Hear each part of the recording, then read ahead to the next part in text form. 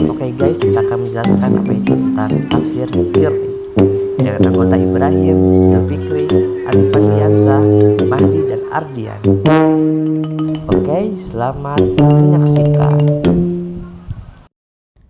Tafsir biroi adalah metode tafsir dengan menggunakan kekuatan akal pikiran si mufasir yang sudah memenuhi syarat dan memiliki legitimasi dari para ulama untuk menjadi seorang mufasir.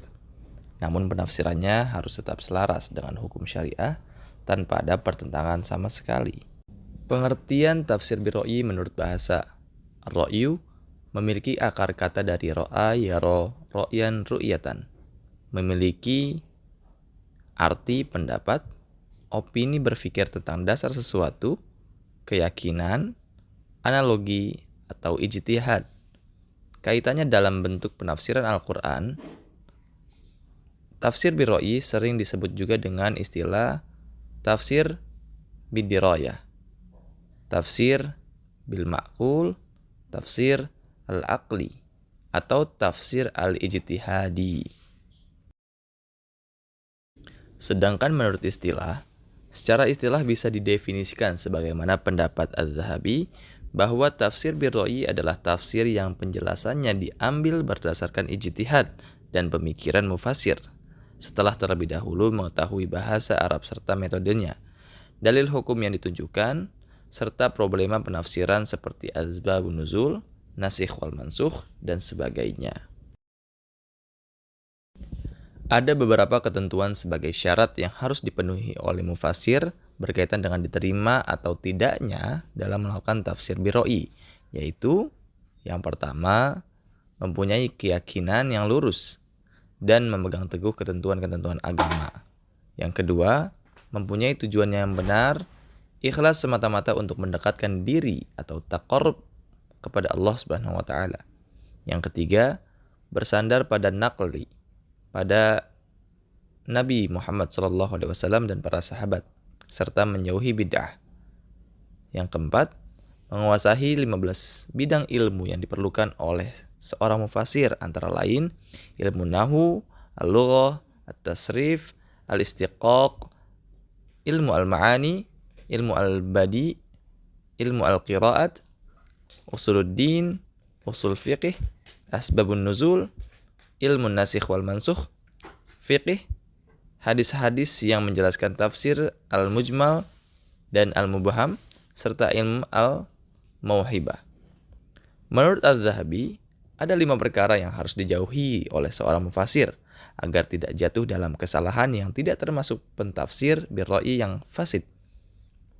5 perkara tersebut adalah: yang pertama, menjelaskan maksud Allah Subhanahu wa taala dalam Al-Quran dengan tanpa memenuhi terlebih dahulu syarat-syarat seorang mufasir. Yang kedua, mencampuri hal-hal yang merupakan monopoli Allah untuk mengetahuinya, seperti ayat-ayat al-mutasyabihat yang tidak dapat diketahui kecuali oleh Allah Subhanahu wa taala sendiri. Selanjutnya yang ketiga, melakukan penafsiran seiring dengan dorongan hawa nafsu dan kepentingan pribadi. Yang keempat, menafsirkan Al-Quran untuk mendukung mazhab yang fasid sehingga faham aliran menjadi pokok dan tafsir dipaksakan selaras untuk mengikuti keinginan mazhabnya. Yang terakhir, yaitu yang kelima, menafsirkan dengan memastikan demikianlah kehendak Allah terhadap tafsirannya sendiri padahal tanpa ada dalil yang mendukungnya. Status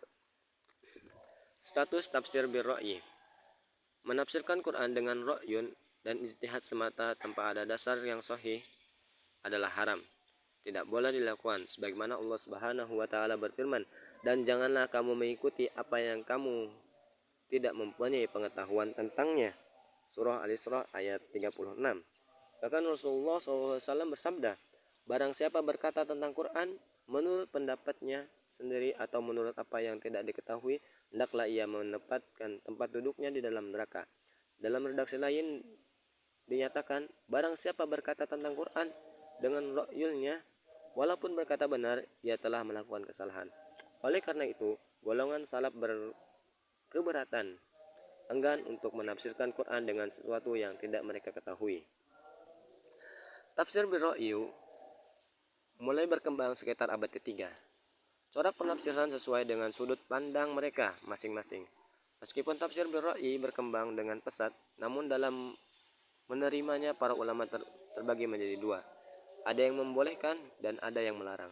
Tetapi setelah diteliti, ternyata kedua pendapat yang bertentangan itu hanya bersifat lafaz atau redaksional. Maksudnya kedua belah pihak sama-sama mencela penafsiran berdasarkan ra'yun atau pemikiran semata tanpa mengindahkan kaidah-kaidah dan kriteria yang berlaku.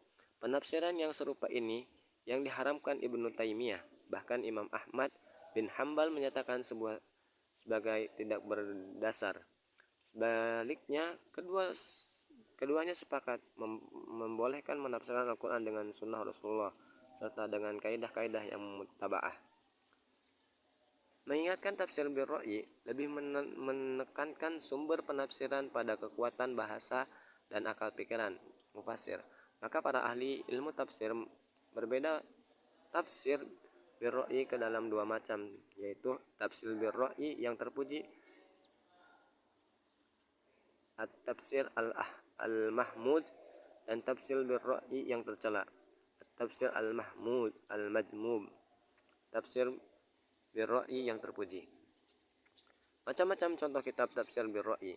Beberapa contoh kitab tafsir birra'yi yang sangat besar manfaatnya bagi perkembangan tafsir ilmu tafsir di antara lain adalah: yang pertama adalah Mafatih al-Ghaib, yaitu kunci-kunci gaib. Yang kedua, Tafsir al-Jalalain, tafsir dua orang jalan. Yang ketiga, Anwar al-Tanzil wa Asrar at-Ta'wil, sinar Al-Quran dan rahasia-rahasia penakwil.